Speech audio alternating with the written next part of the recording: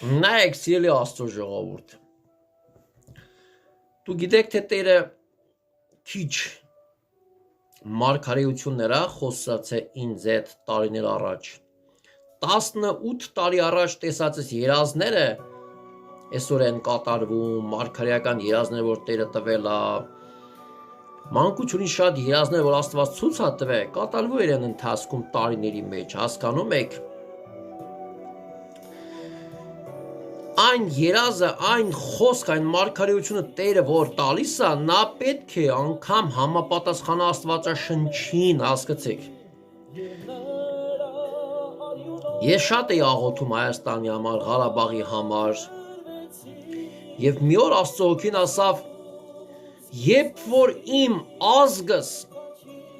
մեղքերի անօրության ու հանցանքների մեջ էր գտնվում, Ես թույլ էի տալիս, ուրիշ ազգը գալիս է, իշխում է, վերցնում է, այդ մարդիկ գերության մեջ մնում էր իմ ազգս, նորեն ժամանակ աղաղակում էր և իրանց օգնում էի, հանում էի, հիմա ես քո ազգի հետ, քո ժողովրդի հետ ոնց վարվեմ, Տերը հասկացրեց, որ ազգին ժողովրդին պետք է ապաշխարություն, դա 2021 թվականից ես արդեն գիտեի և Տերն ասավ, ես եմ թույլ տալում, որ վերցնեն Ղարաբաղը եթե ուզում եք մի քիչ դուրս խոսամ Աստվածաշնչից, խոսամ ես 3 անգամ մինչև վերցնելը հանձնելը Ղարաբաղը, ես 3 անգամ Facebook-ով տարբեր ժամանակներում զգուշացել եմ մարդկանց, ասել եմ ժողովուրդ ազգա գալիս և Ղարաբաղը վերցնում է, Տերն է թույլ տվել, որ մարդիկ չեն ապաշխարում, շատերը լսում են, շատերը ծաղրում են, շատերը ինչ խոսում են, բայց ինչ տեսանք, որ կատարվեց, այն խոսքը, որ Տիրոջից ես առել էի, համապատասխան Աստծո ժողովրդի հետ համեմատվելով այդ խոսքը, դա տեղի ունեցավ,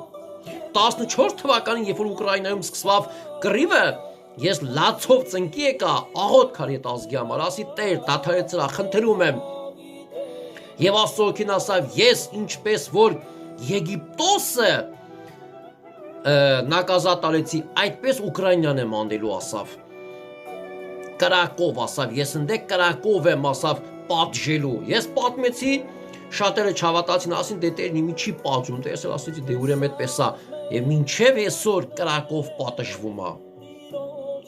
Հաջորդը երազիս մեջ արդեն եկավ հրեշտակ 15 թիվն էր ասավ 5 տարի հետո Ռուսաստանը դառնում է ամենահզոր պետությունը